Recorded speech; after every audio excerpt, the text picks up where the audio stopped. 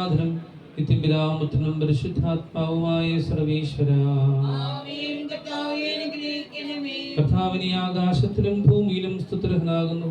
ഞങ്ങളുടെ ജീവന്റെ കാരണവും ആത്മാവിന്റെ പ്രത്യാശയാകുന്നു. ജീവന്റെ മരണത്തിലെ നാഥനും നിത്യപിതാപുത്രനും പരിശുദ്ധാത്മാവുമായ സർവീശ്വര. ഉന്നതനാം മിശിഹാനാഥ, മൃതരെല്ലാവരും മിന്നി വിളങ്ങും.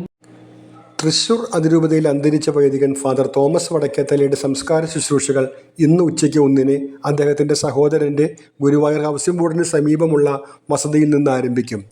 വസതിയിലെ ശുശ്രൂഷകൾക്ക് ശേഷം മൃതശരീരം പ്രദക്ഷിണമായി സെൻറ് ആൻ്റണീസ് പള്ളിയിലേക്ക് കൊണ്ടുവരും.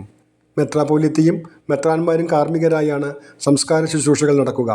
സഹോദരൻ്റെ വസതിയിൽ നടക്കുന്ന പൊതുദർശനത്തിൽ സമൂഹത്തിൻ്റെ നാനാതുറകളിലുമുള്ളവർ അന്ത്യോപചാരം അർപ്പിക്കാനെത്തി. വൈദികൻ്റെ നിര്യാണത്തിൽ NK അക്ബർ MLA, നഗരസഭാധ്യക്ഷ Sunitha Raveendran, vice chairman KK Jyothiraj എന്നിവർ അനുശോചിച്ചു.